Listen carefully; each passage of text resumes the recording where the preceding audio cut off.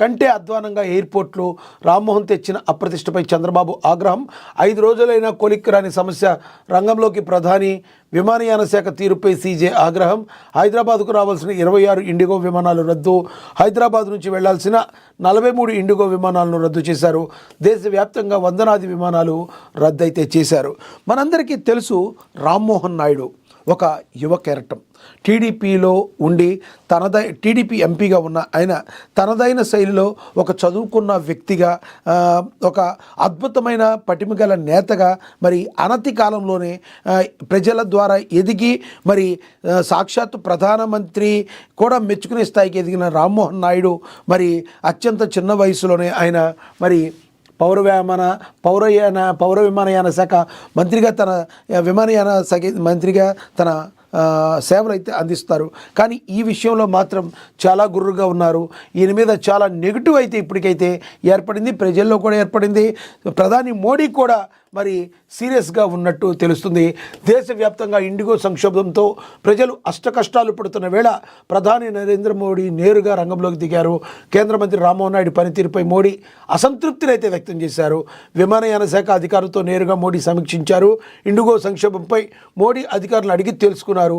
ఈ సమీక్షను కేంద్ర మంత్రి రామ్మోహన్ నాయుడు పిఎంఓ పక్కన పెట్టింది. దేశంలో అతిపెద్ద విమానయాన సంస్థ ఇండిగో విమాన సేవలకు వరుసగా 5వ రోజు అంతరాయం కలగ్గా శనివారం వందలాది ఇండిగో విమానాలు రద్దయినట్లుగా సంస్థ ప్రకటించింది. మరోవైపు ఇండిగో సంక్షోభం సుప్రీంకోర్టుకు చేరింది. పరిస్థితి ఇంత దారుణంగా మారడానికి పౌర విమానయాన శాఖ మంత్రి రామ్మోహన్ నాయుడు కారణమని, ఆయన ఘోరంగా విఫలమయ్యారంటూ ప్రయాణికులు దేశవ్యాప్తంగా ఆగ్రహాన్ని అయితే వ్యక్తం చేస్తున్నారు. కానీ కొంతమంది అయితే బాసరుగా నిలుస్తున్నారు. 100% ఇది కేవలం రామ్మోహన్ నాయుడు ఒక తప్పిదమే కాదు, ఇండిగో సంస్థ యొక్క మేనేజ్మెంట్ యొక్క నిర్లక్ష్యం అని అయితే చెప్తున్నారు. కానీ వాళ్ళందరినీ కూడా క్రమబద్ధీకరించాల్సింది మంత్రిగా మరి అది రామ్మోహన్ నాయుడు మీద 100% బాధ్యత ఉంటుంది. మరి కీర్తి ప్రతిష్టలు వచ్చినప్పుడు మరి మేము తీసుకుంటాం, అదేవిధంగా ఇలాంటి ఫెయిల్యూర్స్ వచ్చినప్పుడు దాన్ని మేము తీసుకోమంటే కుదరదు. 100% జవాబుదారితనంగా రామ్మోహన్ నాయుడు అయితే ఉండాల్సిందే. ఎటువంటి పరిస్థితుల్లో రానున్న రోజుల్లో మరి ఏం జరగబోతుందో చూడాలి. యువకుడు కాబట్టి మరి నరేంద్ర మోడీ ఇంకేమన్నా ఆయనకి పిలిచి మరొకసారి ఇలా కాకుండా ఉండేటందుకు చూసుకోవాలని వార్నింగ్ ఇచ్చి వదులుతారా? మరి తర్వాత అయినా ఇలాంటివి పునరావృతం కాకుండా రామ్మోహన్ నాయుడు చూసుకుంటారా?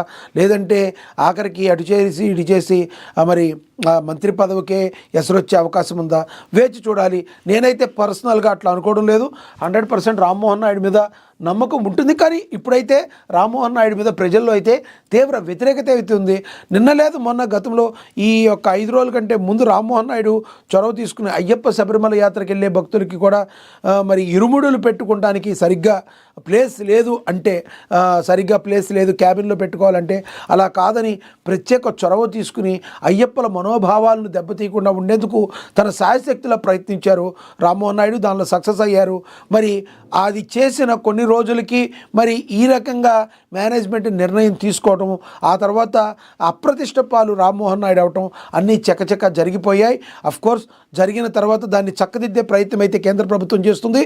నేరుగా నరేంద్ర మోడీ అయితే దిగి మరి ఈ ప్రజలకు ఎటువంటి పరిస్థితుల్లో సమస్యలు లేకుండా ఉండేటట్టు చూస్తున్నారు. మరి వి హోప్ 15వ తారీఖు లోపు అంతా కూడా సెట్ అవుతుంది. ఆ తర్వాత నార్మల్గా యథావిధిగా ఉంటుంది అని చెప్పి మరి అందరూ కూడా నమ్ముతున్నారు. మరి 15వ తారీఖు లోపు మాత్రం మరి ఏదైతే ప్రయాణికులు రద్దీలు టికెట్లు అయితే ఏవైతే క్యాన్సిల్ అయినాయో వాటిలన్నిటికీ కూడా డబ్బులు రిఫండ్ చేస్తామని చెప్పి మరి సంస్థ ఇప్పటికే ప్రకటించింది.